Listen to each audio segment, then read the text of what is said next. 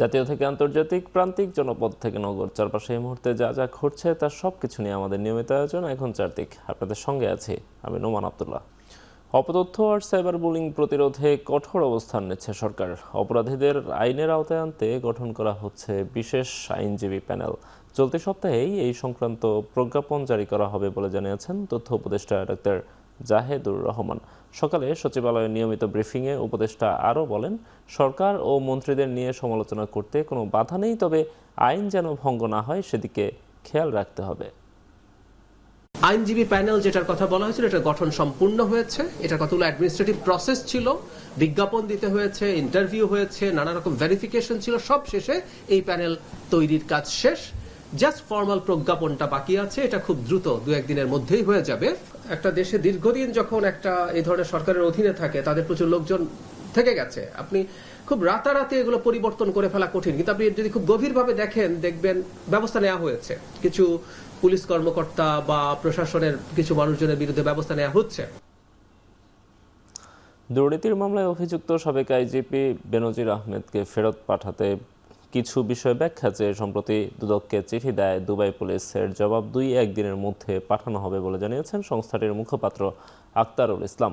মঙ্গলবার দুপুরে এক ব্রিফিংয়ে এইসব কথা বলেন তিনি। বলেন, অবৈধ সম্পদ অর্জনের মামলার নথি সহ অন্যান্য প্রয়োজনীয় নথিপত্র পাঠানোর প্রস্তুতি চলছে। বেনজিরের বিরুদ্ধে পাসপোর্ট জালিয়াতি সহ অঢেল সম্পদ অর্জনের অভিযোগে দুদক 6টি মামলা করে বলে জানান তিনি। উল্লেখ্য, জুন মাসের মাঝামাঝি সময়ে পলাতক সাবেক আইজিপি বেনজির আহমেদকে ইন্টারপোলের মাধ্যমে দুবাই পুলিশ গ্রেফতার করে। এরপরই আসামিকে এই দেশে ফেরাতে তোড়জোড় শুরু করে দুদক। মাত্র 2 দিনের ব্যবধানে সমস্ত নথিপত্র প্রস্তুত করে প্রত্যর্পণপত্র পাঠায় সংস্থাটি। চিঠির জবাবে 1 মাস পর বেনজিরকে ফেরত পাঠাতে নীতিগত সম্মতি দিয়ে মামলাসহ কিছু বিষয়ে ব্যাখ্যা তলব করে সম্প্রতি বাংলাদেশকে চিঠি দেয় দুবাই পুলিশ।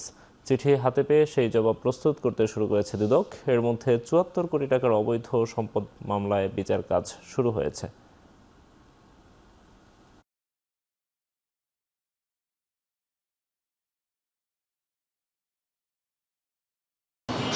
একদমই সম্প্রতি দুবাই পুলিশ থেকে কয়েকটা বিষয়ে মূলত ক্লিয়ারেন্সের জন্য তারা আরেকটা পত্র প্রেরণ করেছেন। এই পত্র দুর্নীতি দমন কমিশনেও এসেছে। দুর্নীতি দমন কমিশনের সংশ্লিষ্ট যে বিষয় আছে, দুদকের তদন্ত কর্মকর্তা সেটা প্রস্তুত করছেন। খুব শীঘ্রই হয়তো এই যে বিষয়গুলো জানতে চাচ্ছেন যেটা ক্লিয়ার করে কয়েকদিনের মধ্যে হয়তো পাঠাবেন। প্রয়াত রাষ্ট্রপতি জিয়াউর রহমান হত্যা মামলায় গ্রেপ্তার সাবেক সেনা কর্মকর্তা মোজাফফর হোসেনকে আন্তর্জাতিক অপরাধ ট্রাইব্যুনালের মামলায় আসামি করা হচ্ছে। বৃহস্পতিবার তাকে ট্রাইব্যুনালে হাজির করার নির্দেশ দেওয়া হয়েছে। গত বৃহস্পতিবার সাবেক সেনা কর্মকর্তা মাসুদ উদ্দিন চৌধুরীর কথোপকথনের সূত্র ধরে 45 বছর পর গ্রেপ্তার করা হয় তাকে।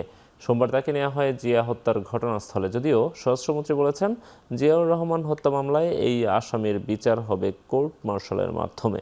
তবে প্রসিকিউশন জানিয়েছে, মুজাফফরকে মানবতা বিরোধী অপরাধের মামলায় গ্রেপ্তার ও বিচারের সকল প্রস্তুতি সম্পন্ন হয়েছে। তদন্ত শুরু হয়েছে তার বিরুদ্ধে।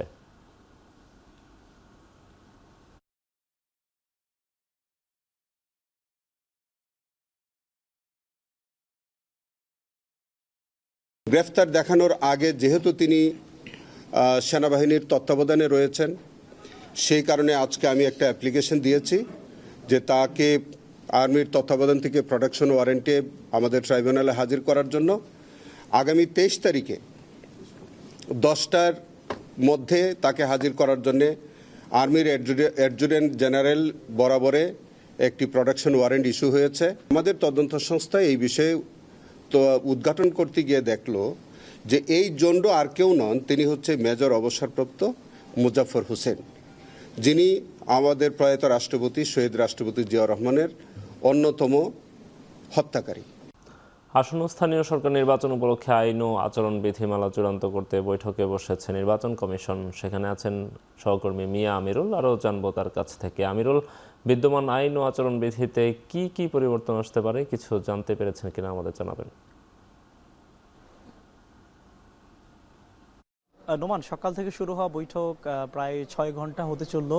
এখন পর্যন্ত আমরা নিশ্চিতভাবে খুব একটা তথ্য পাইনি, যদিও আনঅফিসিয়ালি যে তথ্যগুলো আমরা পেয়েছি কিংবা নির্বাচন কমিশনে যেহেতু বিভিন্ন রাজনৈতিক দল এবং বিভিন্ন সংস্থার মাধ্যমে যে প্রস্তাবনাগুলো দেওয়া হয়েছে, আমরা যেটি খোঁজ পেয়েছি যে বেশিরভাগ প্রস্তাবনা কিন্তু আজকে চূড়ান্ত হতে যাচ্ছে। এই ক্ষেত্রে আমরা দেখেছিলাম স্থানীয় সরকার পর্যায়ের যে 5টি প্রতিষ্ঠান রয়েছে, বিশেষ করে ইউপি, উপজেলা থেকে শুরু করে জেলা কিংবা সিটি কর্পোরেশন সহ যে 5টি রয়েছে, সেখানটায় যে বিদ্যমান আইনগুলো রয়েছে সেই আইনগুলো সবশেষ 2010-এ যখন কাটাছেঁড়া করা হয়েছিল, এরপর প্রায় 10 বছর হতে চললেও যেহেতু আমরা দেখেছিলাম জাতীয় নির্বাচন করে নির্বাচন কমিশন বেশ কিছু আইনে পরিবর্তন এনেছে এবং তারা আইন শৃঙ্খলার পরিস্থিতি যেন ঠিক থাকে বিশেষ করে নির্বাচনের সময়, সেই ক্ষেত্রে আমরা দেখেছিলাম যে আইন শৃঙ্খলা রক্ষাকারী বাহিনীর সংজ্ঞায় সেনাবাহিনীকে যুক্ত করার একটি বিষয় এসেছে। এবং একই সাথে আমরা এখানে দেখেছিলাম যে এখানে আমরা একটি বিষয় দেখেছিলাম যে যেটি বলা হচ্ছে যে এমপিওভুক্ত যে শিক্ষা প্রতিষ্ঠানগুলো রয়েছে সেই শিক্ষা প্রতিষ্ঠানের শিক্ষক কিংবা সেখানকার যে কর্মকর্তারা যারা থাকবেন তাদের কিন্তু নির্বাচনে অংশ নেওয়ার সুযোগ নেই, সেটি বলা হচ্ছে। এবং একই সাথে আমরা দেখেছিলাম যে পোস্টারের যে ব্যবহার সেটি বাদ দেওয়ার জন্য একটি কথা বলা হচ্ছে। এবং মোটা দাগে যে বিষয়টি হয়েছে এবার যেটি নতুনত্ব আসতে যাচ্ছে সেটি হচ্ছে যে অঙ্গীকারনামার বিষয়, যেটি মূলত সংসদ নির্বাচনের আগে ছিল, এবার কিন্তু স্থানীয় সরকার নির্বাচনে সেই ধরনের একটি অঙ্গীকারনামা নিতে যাচ্ছে যেটি কিনা বিশেষ করে কেউ কোনো কার্যক্রম নিষিদ্ধ কিংবা কারো বিরুদ্ধে কোনো যদি মামলা সংক্রান্ত বিষয়গুলো থাকে সব কিছু সেই অঙ্গীকারনামায় স্পষ্ট থাকবে। এবং যে কোনো প্রার্থী কিন্তু সেই অঙ্গীকারনামার মাধ্যমে নির্বাচন কমিশনকে আশ্বস্ত করবে যে তার কোন পর্যায়ে তিনি রয়েছেন, সেই বিষয়টি নির্বাচন কমিশন কিন্তু আশ্বস্ত হতে চায়। এবং আজকে যদিও বলা হচ্ছে যে সব মিলিয়ে স্থানীয় সরকার পর্যায়ে নির্বাচনের যে আচরণ বিধিমালা কিংবা আইন পর্যালোচনা সেটি তো হবেই, তবে ইউপি নির্বাচনের যে আচরণবিধি রয়েছে সেটি কিন্তু চূড়ান্ত হওয়ার কথা রয়েছে। আমরা দেখেছিলাম ইউপি নির্বাচনে যে পোস্টারের ব্যবহার নিষিদ্ধ করার একটি বিষয় চলছে এবং একই সাথে সংশ্লিষ্ট জায়গার যারা সংসদ সদস্য থাকবেন তাদের জন্য কোনো ধরনের প্রভাব না থাকে সেই আসনের সেই নির্বাচনের, সেই ক্ষেত্রে কিন্তু নির্বাচন কমিশন এখানে কিন্তু একটি আইনের বাধ্যবাধকতা রাখতে চাচ্ছেন। যদিও আইটি আগেও ছিল, তবে যেহেতু স্থানীয় পর্যায়ের একটি প্রভাব বিস্তার থাকেই সেটি কিন্তু নিশ্চিত হতে চায়। এবং ভবিষ্যতে যে কমন প্ল্যাটফর্ম থেকে যে ভোটের প্রচারণা করার যে একটি বিষয় সেটি কিন্তু এখানে যুক্ত হতে যাচ্ছে। তবে ভোটার থেকে যে বিষয়টা হয়েছে যে নির্বাচন কমিশন মূলত বেশিরভাগ ক্ষেত্রে আমরা দেখেছিলাম তারা যখন বিভিন্ন রাজনৈতিক দল সহ বিভিন্ন দেশি বিদেশি বিভিন্ন সংস্থার কাছ থেকে তারা বিভিন্ন ধরনের প্রস্তাবনাগুলো নিয়েছেন গত মাসের 10 থেকে 30 তারিখের মধ্যে, সেই প্রস্তাবনাগুলো আলোকে মূলত তারা তাদের পরিকল্পনা সাজাচ্ছেন এবং সব মিলিয়ে সরকারের সাথে একটি সমন্বয় চলছে। যেহেতু স্থানীয় সরকার নির্বাচনের বিষয়গুলো স্থানীয় সরকার মন্ত্রণালয়ের পক্ষ থেকে কিন্তু দেখভাল করা হয়, তাদের বিভিন্ন ধরনের প্রস্তাবনা থাকে। এবং আরেকটি বিষয় গুরুত্বপূর্ণ যেটি সরকারের পক্ষ থেকে বলা হচ্ছে অক্টোবরে ভোট, তবে নির্বাচন কমিশন যেটি বলা হচ্ছে যেহেতু বন্যা এবং পরীক্ষা পরিস্থিতি রয়েছে বছরের শেষ দিকে, সেই হিসেবে নির্বাচন কিন্তু পেছাতে পারে। আমরা সব মিলিয়ে ব্রিফিংয়ের পর আপনাকে জানতে পারবো। নোমান, নির্বাচন কমিশনের বৈঠক প্রসঙ্গে জানাতে আমাদের সঙ্গে যোগ দিয়েছিলেন সহকর্মী মিয়া আমিরুল। চলে যাচ্ছি পরের খবরে। বাধ্যতামূলক মধ্যস্থতার মাধ্যমে 1 বছরে মামলার সংখ্যা 25 লাখে কমিয়ে আনার চেষ্টা করা হচ্ছে বলে জানিয়েছেন আইনমন্ত্রী মোহাম্মদ আসাদুজ্জামান। সকালে সচিবালয়ে 10 জেলায় মামলা করার আগে বাধ্যতামূলক মধ্যস্থতা কার্যক্রমের উদ্বোধন শেষে আইনমন্ত্রী আরও বলেন, রাজনৈতিকভাবে প্রভাবশালী হলেও শিশু নির্যাতন বা ধর্ষণ সংক্রান্ত মামলা প্রত্যাহার করা যাবে না। দেশে 45 লাখ মামলা চলমান আছে উল্লেখ করে আইনমন্ত্রী বলেন, নতুন সরকার দায়িত্ব নেওয়ার পর ফেব্রুয়ারি থেকে 4 মাসে আদালতে মামলা দায়েরের হার 62% কমেছে। আইনগত সহায়তা প্রদান কেন্দ্রের কার্যক্রম চলমান থাকায় মামলার সংখ্যা কমে এসেছে বলেও দাবি করেন মন্ত্রী। বলেন, মধ্যস্থতার প্রক্রিয়ায় কোনো ধরনের দুর্নীতি প্রশ্রয় দেওয়া হবে না।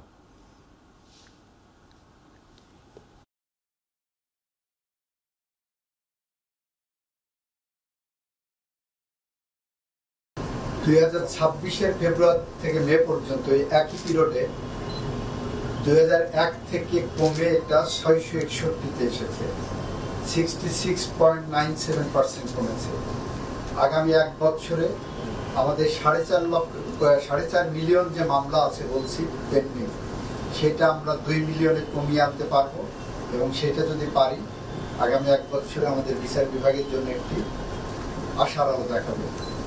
একদিকে ন্যায় বিচার নিশ্চিত হবে, মানুষের হয়রানি কমবে এবং অর্থনৈতিকভাবে যারা মামলায় নিপতিত হচ্ছেন অর্থনৈতিকভাবে তারা কিন্তু অনেক ক্ষতির সম্মুখীন হচ্ছে। ডিজিটাল মিডিয়া নিয়ন্ত্রণের নতুন আইন নিয়ে আসছে সরকার। এই আইনে এখনও দ্বিমত থাকলেও প্রয়োগের ক্ষেত্রে সুরক্ষাকে বেশি গুরুত্ব দেওয়া হবে বলে জানিয়েছেন প্রাথমিক ও গণশিক্ষা প্রতিমন্ত্রী ববি হাজ্জাজ। মঙ্গলবার রাজধানীর গুলশানে বিবিসি মিডিয়া অ্যাকশন আয়োজিত কিশোরী তরুণীদের ডিজিটাল সম্পৃক্ততা ও রীতিনীতি বিষয়ক সেমিনারে প্রতিমন্ত্রী এসব কথা বলেন। কোনো শিক্ষার্থীকে বা কোনো নারীকে হেনস্থা করা হলো, সেই ডিজিটাল হেনস্থার জন্য আচ্ছা ঠিক আছে একটা কমেন্টই তো করেছে ফেসবুক বা ইনস্টাগ্রামে, একটা ফেক ছবি তো ছেড়েছে। It shouldn't be this easy, it should not be this easy. কারণ আপনি চিন্তা করেন যে আপনার কন্যা সন্তানকে বাড়িতে এসে যদি কেউ মুখের উপরে এরকম আক্রমণ করতো, আপনি কি এত সহজে ছেড়ে দিতেন? আরে ছোট মানুষ ভুল করেছে, এভাবে ছেড়ে দিতেন। এভাবে যদি সেখানে ছেড়ে না দেওয়া হয়, তাহলে এই আক্রমণটা যখন Instagram, Facebook, TikTok, Likee, whatever আর যত কিছু আছে, আমি এগুলোর সাথে পরিচিত না, সেগুলোতেও যদি হয়, তাহলে সেখানেও শক্ত নীতিমালার প্রয়োজন আছে। সিলেটে হাম উপসর্গে আজ আরও 2 শিশুর মৃত্যু হয়েছে, আর গত 96 ঘন্টায় মৃত্যু হয়েছে 9 জনের। মঙ্গলবার সকালে হামের উপসর্গ নিয়ে 2 জনের মৃত্যুর বিষয়টি নিশ্চিত করে বিভাগীয় স্বাস্থ্য অধিদপ্তর। এ নিয়ে সিলেট বিভাগে হাম ও উপসর্গের মৃতের সংখ্যা বেড়ে দাঁড়িয়েছে 105 জনে। মৃতদের মধ্যে একজন প্রাপ্তবয়স্ক এবং বাকি সবাই শিশু। এদিকে বর্তমানে সিলেট বিভাগের বিভিন্ন হাসপাতালে হামের উপসর্গ নিয়ে চিকিৎসাধীন রয়েছেন 273 জন রোগী। একই সময়ে হামের উপসর্গ নিয়ে নতুন করে আরও 61 জন সন্দেহভাজন রোগী বিভিন্ন হাসপাতালে ভর্তি হয়েছেন। স্বাস্থ্য অধিদপ্তরের তথ্য অনুযায়ী 2026 সালের 1 জানুয়ারি থেকে এখন পর্যন্ত সিলেট বিভাগে 545 জন নিশ্চিত হাম রোগী শনাক্ত হয়েছেন।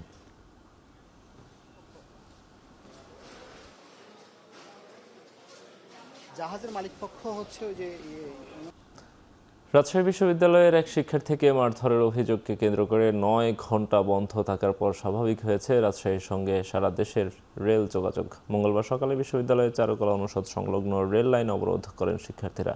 তাদের অভিযোগ, পদ্মা এক্সপ্রেস ট্রেনে দায়িত্ব পালনরত জুনিয়র টিটিই সুমন আলী এক শিক্ষার্থীকে মারধর ও হেনস্থা করেন।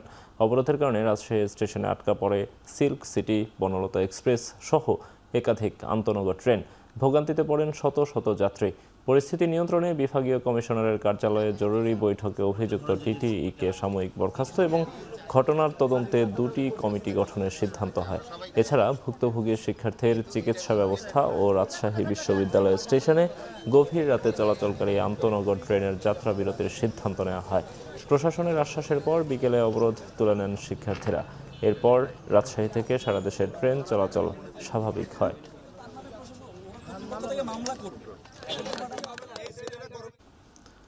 ময়মনসিংহে ট্রাক চাপায় ব্যাটারি চালিত অটোরিকশার 3 যাত্রী নিহত হয়েছেন। এই ঘটনায় আহত হয়েছেন আরও একজন। দুপুরে ময়মনসিংহ কিশোরগঞ্জ মহাসড়কের শম্ভুগঞ্জ এলাকায় ঘটে এই দুর্ঘটনা। পুলিশ জানায়, শম্ভুগঞ্জ থেকে সাহেব কাচারের দিকে যাওয়ার পথে পল্লী বিদ্যুৎ কার্যালয়ের সামনে সড়কে উঠছিল ব্যাটারি চালিত অটোরিকশাটি। এই সময় দ্রুতগতির একটি ট্রাক অটোরিকশাটিকে চাপা দিলে সেটি দুমড়ে মুচড়ে ট্রাকের নিচে আটকে যায়। ঘটনাস্থলেই মারা যান অটোরিকশার এক যাত্রী। গুরুতর আহত 3 নারীকে উদ্ধার করে ময়মনসিংহ মেডিকেল কলেজ হাসপাতালে ভর্তি করা হলে সেখানে চিকিৎসাধীন অবস্থায় আরও 2 জনের মৃত্যু হয়। নিহতরা হলেন তারাকান্দা উপজেলার দাদরা গ্রামের শিলা, সদর উপজেলার রঘুরামপুর এলাকার আবেদা এবং নগরের জুবলিঘাট এলাকার দেবরাজ। পুলিশ জানায়, দুর্ঘটনার পর ট্রাকটি জব্দ করা হয়েছে। এ ঘটনায় আইনগত ব্যবস্থা প্রক্রিয়াধীন রয়েছে।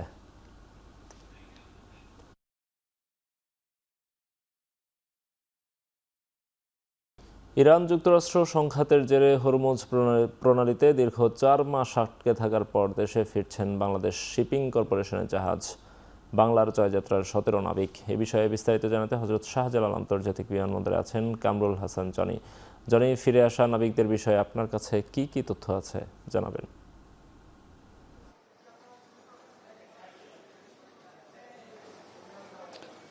নোমান, আপনাকে ধন্যবাদ। আমরা বেশ কিছুক্ষণ আগেই থেকেই এখানে অপেক্ষা করছি আসলে যে বাংলার জয়যাত্রা জাহাজের যে নাবিকরা আজকে ফিরছেন দেশে, তারা আসলে দীর্ঘ 4 মাস পর তারা দেশে ফিরে আসছেন এবং বলা যায় যে ইরান যুক্তরাষ্ট্রের যে সংঘাত, এই সংঘাতের জেরে তারা মূলত হরমুজ প্রণালীতে আটকে পড়ে যায় তাদের জাহাজ। এবং বলা যায় যে তাদের আমরা যতটুকু জেনেছি যে তাদের যে জাহাজটি এটি মূলত ভারত থেকে গিয়ে গিয়েছিল এবং তারা এই জাহাজটি আটকে পড়ে মূলত সংযুক্ত আরব আমিরাতে এবং দীর্ঘ সময় সেখানে আটকে থাকার পর গত 23 জুন সেখান থেকে তারা অনুমতি পেয়ে ওই গাড়ি দুঃখিত ওই জাহাজটি মূলত সেখান থেকে অনুমতি পেয়েই এরপর তারা দক্ষিণ আফ্রিকায় যায় এবং দক্ষিণ আফ্রিকা থেকেই আজকে বিকেল 5:30 নাগাদ ওই জাহাজের যে নাবিক আছেন তাদের ভেতরে ওই জাহাজে 31 জন নাবিক আছেন, ওই 31 জন নাবিক থেকে 17 জন নাবিক আজকে বিকেল 5:30টায় তারা দেশে এসে পৌঁছাবেন এবং আমরা অপেক্ষা করছি যে আসলে এই যে দীর্ঘ প্রতীক্ষা দীর্ঘ অপেক্ষার অবসান ঘটতে যাচ্ছে এবং এই অপেক্ষার পর তারা আসলে দেশে ফিরছে এবং তাদের অনুভূতি কেমন হবে সেই অনুভূতি আসলে জানার জন্য আমরা অপেক্ষা করছি এবং বাংলাদেশ শিপিং কর্পোরেশনের বেশ কয়েকজন ঊর্ধ্বতন কর্মকর্তা এখানে উপস্থিত হয়েছেন। আমরা তাদের সঙ্গে কথা বলেছি, তারা বলছেন যে আসলে সরকারের ঊর্ধ্বতন মহলের সহযোগিতা এবং স্থানীয় প্রশাসনের সহযোগিতায় মূলত জাহাজটি আসলে হরমুজ প্রণালী অতিক্রম করতে সক্ষম হয় এবং এরপরেই বিভিন্ন ধরনের যে স্বাভাবিক কার্যক্রম এবং যে জাহাজের যে পণ্য যে সব পণ্য ছিল স্টিল কয়লা তারা নিয়েছিল কাতার থেকে সেই কয়লাগুলো আসলে যে নির্দিষ্ট স্থানে তারা নিয়ে এরপরেই কিন্তু তারা আসলে ফিরে আসছেন দেশে এবং আজকে 5:30 নাগাদ তারা আসলে বাংলাদেশে পৌঁছানোর কথা রয়েছে। তারা পৌঁছলে আসলে আমরা তাদের সেই দীর্ঘ অপেক্ষার গল্প জানতে পারবো। নোমান, ভারতের প্রধানমন্ত্রী নরেন্দ্র মোদীর পদত্যাগের দাবিতে নয়াদিল্লিতে তার বাসভবনে সামনে বিক্ষোভ করছেন কংগ্রেস নেতা রাহুল গান্ধী সহ বিরোধী দলের আরও অনেক নেতা। এ সময় তারা কেন্দ্রীয় শিক্ষামন্ত্রী ধর্মেন্দ্র প্রধানেরও পদত্যাগ দাবি করেন। মূলত প্রশ্নপত্র ফাঁস ইস্যুকে কেন্দ্র করেই এই অবস্থান কর্মসূচিতে অংশ নেন তারা। এর আগে সরকারের কাছ থেকে প্রতিশ্রুতি না পাওয়ায় দ্বিতীয় দিনের মতো সংসদ অভিমুখে পদযাত্রার ঘোষণা দেয় ককরোচ জনতা পার্টি। এ সময় তারা শিক্ষামন্ত্রীর পদত্যাগ, ওয়াংচুকের মুক্তিসহ লিখিত আকারে 3টি দাবির কথা তুলে ধরেন। এর আগে মেডিকেল ভর্তি পরীক্ষার প্রশ্ন ফাঁসে দায়ীদের বিরুদ্ধে কঠোর ব্যবস্থা নেয়ার নির্দেশ দেন প্রধানমন্ত্রী নরেন্দ্র মোদী। এদিকে ককরোচ জনতা পার্টির কর্মসূচিতে পুলিশের সহিংস ভূমিকার তীব্র নিন্দা জানিয়ে একাত্মতা ঘোষণা করেছেন শিল্পী, রাজনীতিবিদ, বিরোধী ও বাম ফ্রন্ট নেতারা সহ সর্বস্তরের মানুষ।